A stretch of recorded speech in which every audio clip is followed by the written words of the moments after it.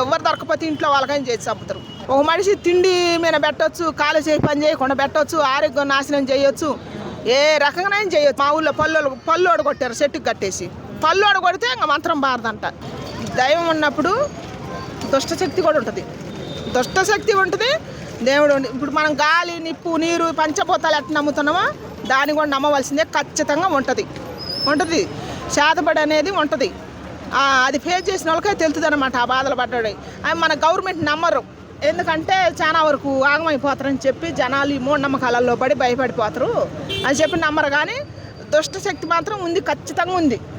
దైవం ఉన్నప్పుడు దుష్టశక్తి ఖచ్చితంగా ఉంది. అది సృష్టి ధర్మం అనమాట. ఉంది, చేతబడి కూడా ఉంది. అంటే మీరు ఎప్పుడైనా సరే మీకు తెలిసిన వాళ్ళు కానీ మీకు కానీ ఇలా ఎప్పుడైనా జరిగింది. అసలు నాకే జరిగింది. మా సంసారమే ఆగమైపోయింది. అప్పుల పాలైపోయినాం, మేమే అప్పుల పాలైపోయినాం. ఇవాళ పని చేసుకుంటేనే ఉంది, లేకపోతే లేదు. అంటే ఎవరైనా తెలిసిన వాళ్ళు ఏమన్నా తెలిసిన వాళ్ళు ఏమంటారు, ఇప్పుడు అవి ఎక్కువ నేర్చుకుంటారు. వాళ్ళల్లో కూడా చేతబడి అనేది ఎక్కువ నేర్చుకుంటారు. కుటుంబాలు ఆగమైపోతారు, స్వాట్లో మనుషులు కూడా చచ్చిపోతున్నారు. ఖచ్చితంగా దయచేసి జనాలు నమ్మాల్సిందే. ఉంది దైవం ఉన్నప్పుడు దుష్టశక్తి కూడా ఉంది, దుష్టుడు కూడా ఉన్నాడు కాబట్టి అది నమ్మాలి. కాదు దాన్ని బట్టి మనం జాగ్రత్త తిరగాలి. ఆడికి పోయినా కూడా అది దగ్గర డబ్బులు దండకు. కానీ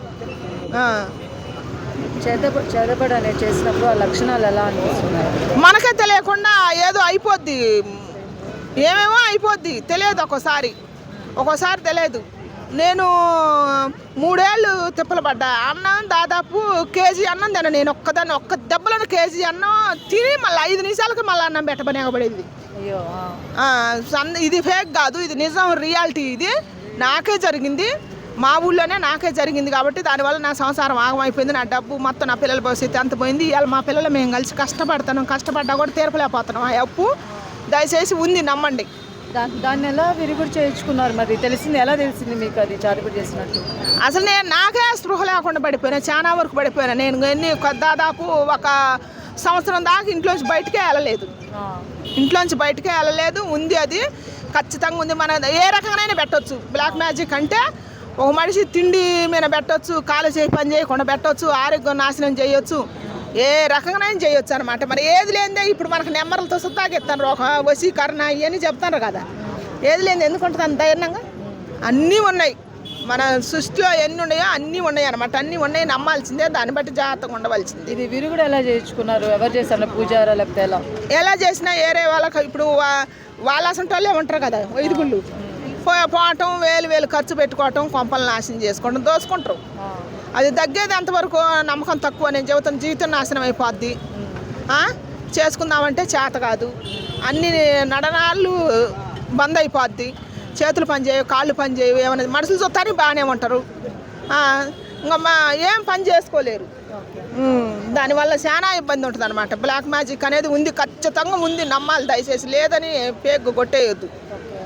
దానివల్ల బలిదారాలు చేస్తారు ఊళ్ళలో. అసలుకి ఇప్పుడు అమావాస వచ్చిందంటే ఊళ్ళలో ఎక్కువ బాగు చేస్తారు, తిప్పేయటం. కానీ ఏడాది మన హైదరాబాద్లోనే తిప్పేస్తారు. అసలు ఇట్లా ఎందుకు అవుతున్నాయి?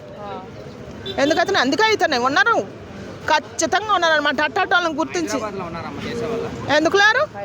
నేను ఉండరు లేదే మా రోడ్ల మీద అట్ట ఎందుకు చేస్తారు చూస్తానుగా. నేను వస్తుంటే సెల్లులలో కూడా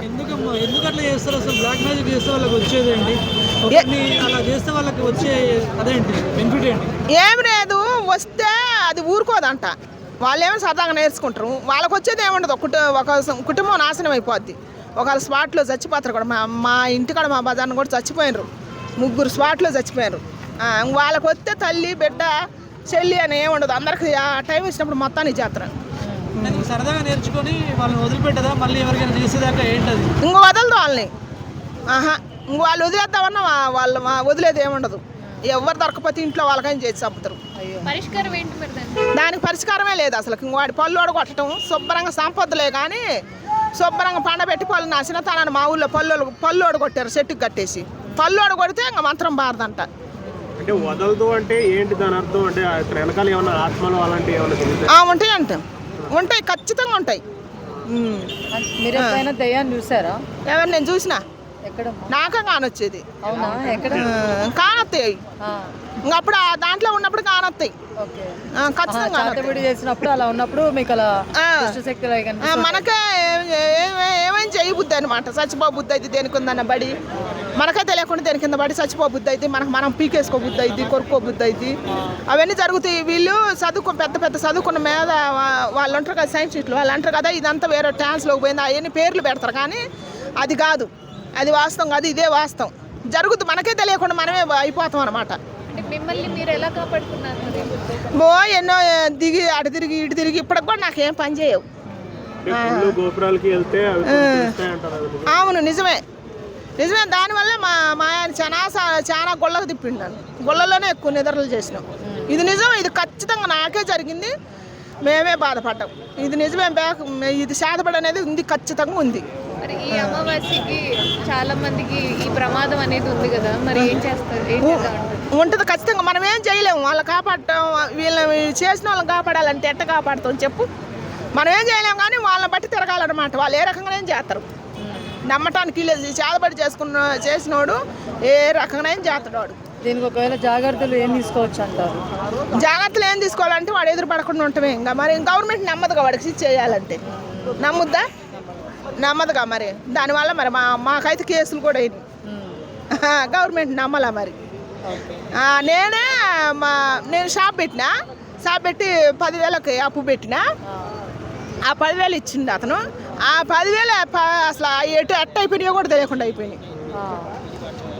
ఖచ్చితంగా బ్లాక్ మ్యాజిక్ ఉంది, ఇది నమ్మవలసిందే.